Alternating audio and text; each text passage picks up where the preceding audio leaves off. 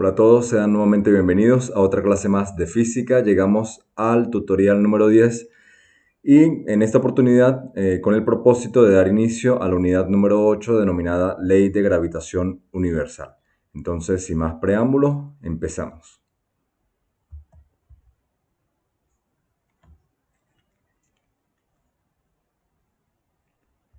Existe una constante atracción entre la Tierra y los cuerpos que están dentro de ella, pero esa atracción no solo se produce entre la Tierra y sus cuerpos, ya que todos los cuerpos se atraen los unos a los otros. Se atraen la Luna y la Tierra y los demás planetas, dos lápices, dos objetos cualesquiera que posean masa, están atrayéndose también. Esto es precisamente lo que indica la ley de gravitación universal. La ley formulada por Isaac Newton, a la cual le podemos denominar cuarta ley de Newton, recibe el nombre de ley de gravitación universal y afirma que la fuerza de atracción que experimentan dos cuerpos dotados de masa, que tengan masa intrínseca, es directamente proporcional al producto de sus masas e inversamente proporcional al cuadrado de la distancia que los separa. Dicho de una forma quizá más práctica y en un lenguaje popular o coloquial, esta ley lo que afirma es que la fuerza con la cual se atraen dos cuerpos depende de la cantidad de sus masas y de la distancia que las separe. A mayor masa, mayor es la fuerza de atracción. Entonces esto indica que la masa es directamente proporcional a la fuerza de atracción.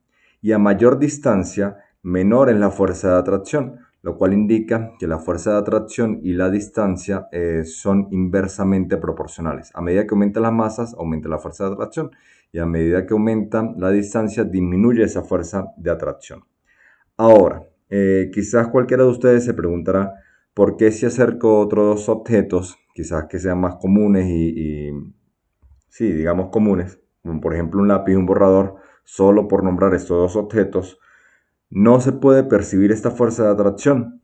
Pues bien, resulta que la interacción gravitatoria es la más débil, como les había dicho hace algunas semanas, comparada por ejemplo con la interacción magnética, la cual sí se puede evidenciar fácilmente si acercáramos dos imanes, o comparada también con la interacción nuclear. Lo que es cierto y que deben creer es que estos dos cuerpos se están atrayendo entre sí y con una fuerza lógicamente imperceptible, digamos, para los humanos, pero físicamente cuantificable gracias a la ley descrita por Isaac Newton.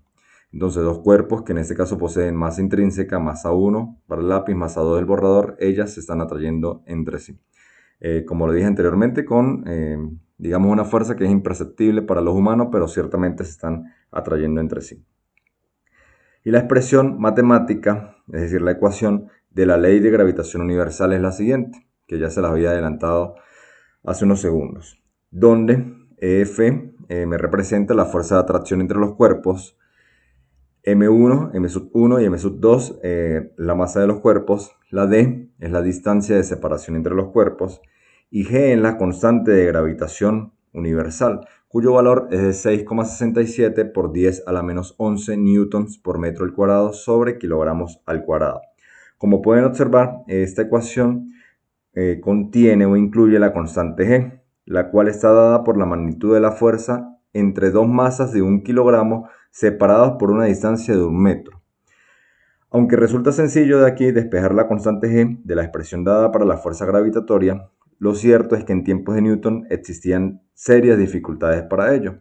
Y el problema es que en aquella época no se conocía la masa de la Tierra, entonces todo eso digamos que dificultaba esos cálculos. Y la primera medición precisa de este valor de G fue obtenida en 1978 por Henry Cavendish con una balanza de torsión. Entonces, para seguir estudiando un poco de historia, es preciso decir que antiguamente los estudiosos afirmaban que los cuerpos más pesados caían más rápido que los más livianos. Y como no encontraban la manera de explicar por qué la luna o el sol no caían sobre la Tierra, dijeron que los movimientos de los cuerpos sobre la misma, sobre la Tierra, se regían por leyes diferentes a los cuerpos celestes. Es decir, que unas leyes eran las que regían a los cuerpos terrestres y otras a los cuerpos celestes. Esa era su afirmación, digamos, esa hipótesis que ellos manejaban.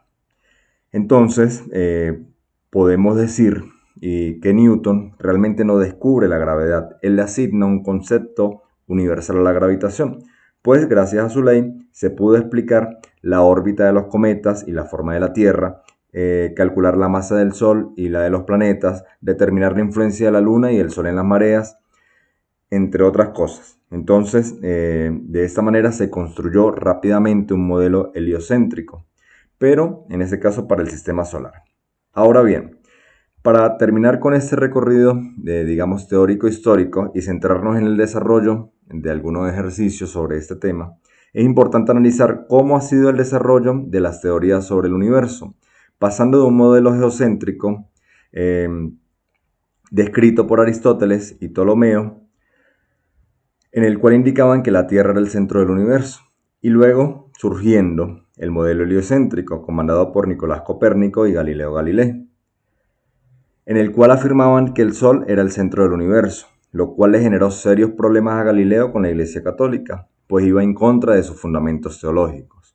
Poco años después, Kepler pudo determinar y describir mediante sus leyes la forma en la cual los planetas giraban o giran alrededor del Sol, pero sin explicar aún qué fuerza estaba allí presente, y hacía que los planetas mantuvieran, digamos, su movimiento sin caer en el vacío.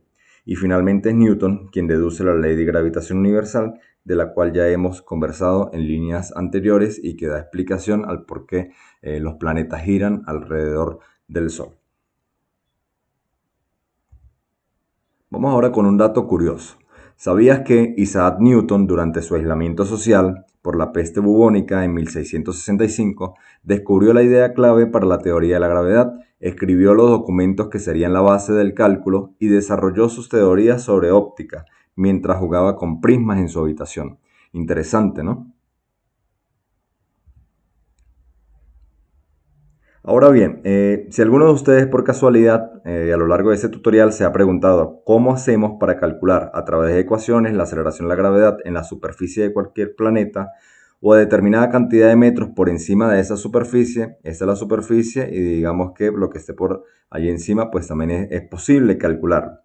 Y les cuento que se realiza por medio de la siguiente ecuación, donde g es la aceleración de la gravedad en el planeta, m es la masa del planeta, fíjense que la diferenciamos con m mayúscula, perdón, r es el radio del planeta y h sería la distancia por encima de la superficie del planeta en caso de que se pretenda calcular la aceleración de la gravedad justo por encima de la superficie de ese planeta.